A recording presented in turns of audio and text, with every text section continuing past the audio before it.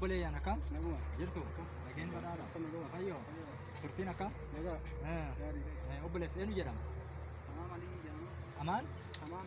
tamaan Tamaam Alii jedhama. tamaam aliyyi eessarraa Godina Arsii Bahaa Aanaatti yoo ganda Qoree Cilaaluu irratti dhalate. guddina arsii bahaatti dhalatte hojiin kee maal Poolisii humna addaa. poolisii humna addaa oromiyaa jechuudha iddoon amma jirtu kun eessare Godina Gujii Lixaa Aanaa Dugda Daawwaa. ammaan kana eessatti argamta Ammaan tana waraana bilisummaa Oromoo biratti argama. biratti argamta obboleessa ta'u Halleen Abiraan Safuurotiin jedhama. Godina kiyyaa. Maal geessu? Haggi Lixaa Aanaa Masalaa jedhama. Dureen poolisii hundaatiin ture. Waamicha ammaan tana uummanni keenya waraanni keenya godhanii isa taqabballee ammaan tana dhufnee aanaa Dugda Daawwaa bulee horaa aanaa bulee horatti ammaan tana isaanitti waamicha isaanii dhageenyee dhufnee isaan ammaan tana simataa jiran. waamicha waraana bilisummaa oromoo ka obbolummaan godhe kabajitanii dhuftanii jechuudha. Ayyee baay'ee galatoomaa jenne maqaa waraana bilisummaa oromootiin nutis baay'ee isin jaallanna isin kabajinaa baay'ee nutti toltanii kanaan dura mooraa waraanaa yookaan mooraa mootummaa Itoophiyaa biyya garboonfatee bulchuu kana keessa turtan. Kanaami yeroo achi turtanutti waraanni bilisummaa oromoo akka mootummaan kallattii isin qabsiise isin himutti waraanni bilisummaa oromoo shiftaadha hattuudha nama nagaatu ajjeesaa qaama immoo hidhannoo mootummaatiin gara isaanii deeme fa'aa hin balleessa hin qalaa jedhaa turan. Hamma dhuftanitti gara waraana bilisummaa oromootiin dararaan dhaanichaaf sodaachisa doorsaan wanni isinirra dhaqqabe maalti jira? Hamma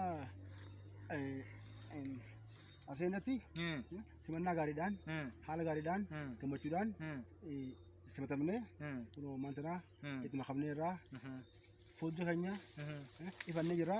Waa mootummaan waliin duree diina nu godhee dureen wal muciisaa waan tureef amma garuu irraa barree amma kunoo bu'aa isaatis absuu isaatis hunda barree keessa barree amma tira kunoo nu qalbitanii itti makamneerra. Tamaama ta'u Waraanni dararaa isinirra qabmaan tira waraanni bilisummaa Oromoo nama miidhaa hinataa jaallan waraana ta'iiti harka itti kennatan ajjeesee hamma dhiiga dhuguu isaaniitti jedhamee jechaa ture.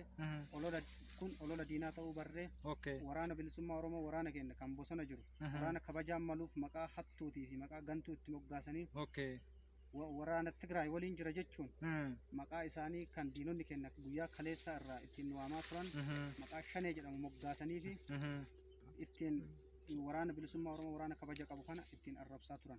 Kanaaf dhaamsi an dhuma kanarratti qabu obboleeyyanii fi jaallawwan keenya kanneen wallaalaan ta'anii beekaa mooraa diinaa keessa zooranii mooraa diinaatiin dhuunfatamanii waraana bilisummaa Oromootii fi dhalaa Oromoo irratti rasaasa roobsan gidduu kana keessatti waamicha waraanni bilisummaa Oromoo godhe kanaaf kabajanii akka dhufan anis kabajaan gaafadha. Kanumatti aansuun immoo warroonni poolisii humna addaatii fi milishoota ta'an isaan gara Tigraayitti hidhamanii lubbuu aarsaa hin taane kaffalaa jiru. Isaan kanaaniifis koottaa asitti waliin qabsoofnee biyya keenyaaf duuna biyya ambaa irratti du'urra biyya keenyaaf duunaa kan jedhuun dhaamsa qaba. Injifannoon uummata Oromoo haa ta'u bilisummaa wal gara. Kanaafuu gochii fi jechi mootummaan garroonfataan waraanni bilisummaa Oromoo hattuudha shittaadha kan jedhu kamiyyuu soba akka ta'e bartanii firaa fi diina adda baafattanii erga hubattaniin booda mootummaan har'a biyya bulchu diina uummata Oromoo ta'uu isaa hubattanii jennaan qawwee mootummaan uummata Oromootiin dararaa jedhee isinti hidhe kallattiin uummata Oromoo baasuu qabsoo hidhannoo qofa ta'uu beektanii jennaan gara qabsoo dhugaa waraana bilisummaa Oromootti daramtanii jechuudha. Mee hidhannoo isin ittiin daramtanii qawwee arguu jirra hidhannoollee akka uummanni Oromoo isinirraa baruu fi mee hidhannoon keessan kamidha? Akka itti gala. Ajaa'iba galatooma baay'ee namatti tola obboleewwan keenya diinaa fira addaan baafatanii gaafa beekanii diina ofiirraa gara fira ofiitti gaafa baqatanu gaafa qabsoo uummata ofiitti daramanii uummata ofii garbummaa jala baasisaa fi dantaa ofii gananee ka uummataa callaa itti hiriiruun baay'ee namatti tola galatooma ulfaadha jenna gara keenyaanii waraana bilisummaa Oromoo biratti dogoggorri jira yookaan nama dhaantan nama miitan nama doorsichan nama sodaachitanii waan kana sirreeffadha yookaan immoo kallattiin irra isin jirtan kallattii dhugaati kallattii obbolummaati kallattii uummata Oromoo garbummaa jalaa baasu itti fufaa jettan immoo dogoggora qaddani sirreeffadha jettan mee tamaam nuti kanarratti yaadaa fi jaallawwan kennaa warreen olola akkanaa oofanii waraanni bilisummaa Oromoo nama miidha jedhanii kun uummanni Oromoo guutuun isaanii qeerroo fi qarreen manguddoo fi hayyooleen garaagaraa hundi isaanii kun olola diinni oofu ta'uu isaanii akka hubatan gajjabeesseen dhaamsa dabarsaaf